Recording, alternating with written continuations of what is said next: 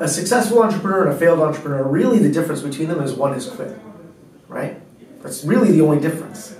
And so, you know, it's easy to say a successful entrepreneur is someone who's built a $100 billion company. That's not necessarily the only definition. The successful entrepreneur is really the one that's still at it. Right?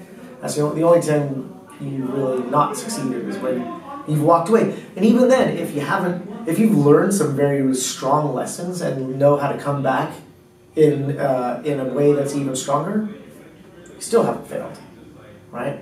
It's just when coming back is what's important. So it's a true relentlessness. So that's the number one quality. A person's personal story matters deeply because it directly relates to their passion. If someone's doing a startup because they think it's cool, it will fail every time because the pain tolerance required is too high. If I'm doing something because I think it's cool and it's continually painful, it's not so cool anymore, and I'll quit. If I'm doing something because I deeply believe in it,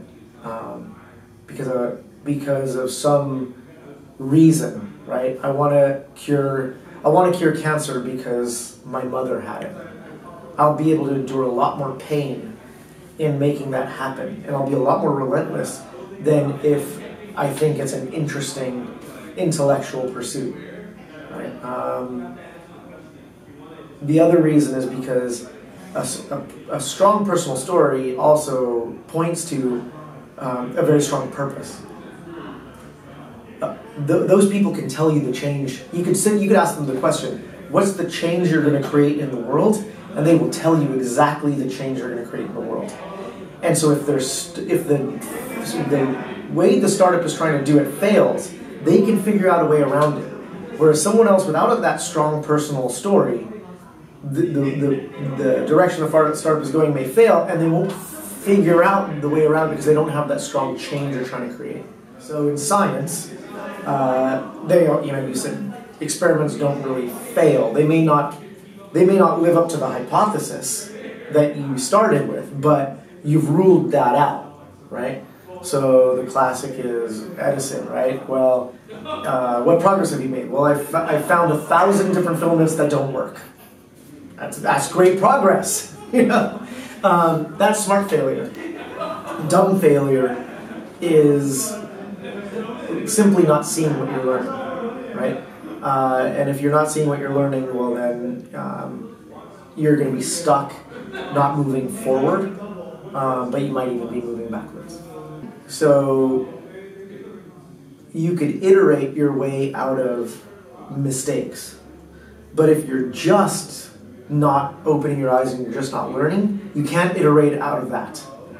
So entrepreneurs don't ever have to take my advice. I actually think it's okay, because I'm not always right. I think the most important first step every entrepreneur makes on the journey to CEO is making their own decisions. And how do they do that? So very common scenario is an entrepreneur sits down with their investor and a mentor. The mentor says one thing, investor says another. Both are very opinionated and will always say things as if it's a fact. You should do this, definitely. And the entrepreneur is sitting there going, oh man, what do I do? The investor says one thing and the mentor says the other. Well, it's up to them to make that decision. It's also up to them to communicate why they've made that decision. So if they can't communicate why they've made that decision, that's when I get angry. Or that's when I start to lose hope in a company, because a company that can't be mentored is also hard to invest in, right?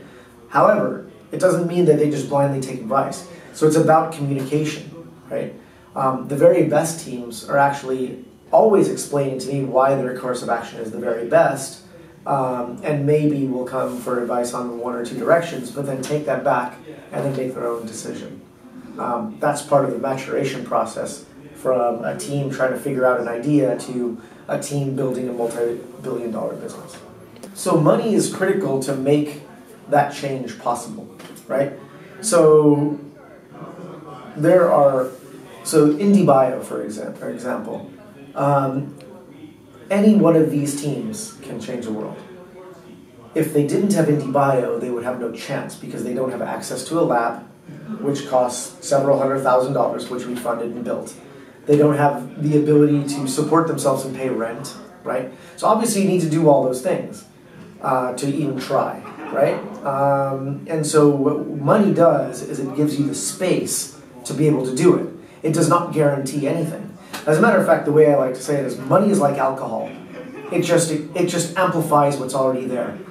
So if someone, like gets crazy when they get drunk, right? That's just amplifying what's already there by lowering. Same with money.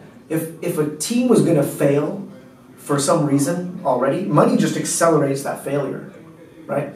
If the team was going to succeed, it just accelerates the success. So that's what money is. It goes both ways.